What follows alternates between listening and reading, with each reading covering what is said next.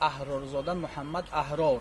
من برای آن نام خود را عوض نمودم که نام من پیشتر نظر اصلالدین احرارویچ بود. در حزب نهضت اسلام شامل شده بودم. به خاطر آن نام خود را عوض نمودم که نمیخواهم که همان نام برای من باشد.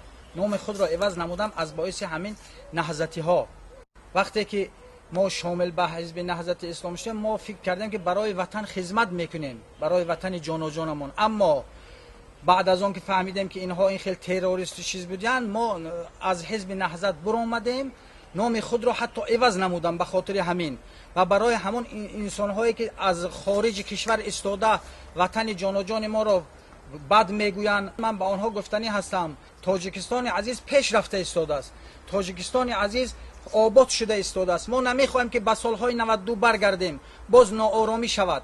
شما این اغواگری رو بس کنید. خصوصا محمد اقبال صدرالدین، من به تو میگم این گپ رو، این کارها خطا هست، این کارها درست نیست. اغواگری در شریعت قطعا معنی است.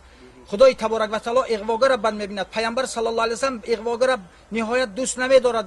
بسیار درباره اغواگرها حدیث های مبارک پیامبر است. تو خودت از نام پیامبر استاده گپ میزنی، مردم به شور و افغان میخزی. این خیلی ممکن نیست. و به همون سرور همین نهضت اسلام محمد الدین کبیری گفتنی هستم که برادر بس است از دور استاده این خیلی نغمه ها کردن. اگر مرد هستید آمده در تاجیکستان زندگی کنید، تاجیکستان آباد کنید.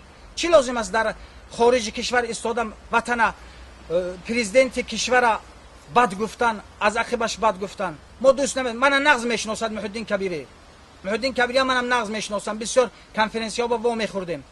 برای همین دوست نمیدارم. من یک تا دامالله حقگو هستم در همین ظفرآباد. همه من نمیشناسد دامالله اصلالدین گفته، اما الحال دامالله محمد نمیخوام دیگه منم اصلالدین گویم. برای آنکه من همان وقت همین نام خودم بعد که از حزب نهضت برآمدم نام خودم خط زدم به خاطر شماها که همین خیلی خیانت کردید به وطن، به ملت. خستید گریختید رفتید کیم گوجا دیگر جای استاده وطن ما را بد گفته استاده.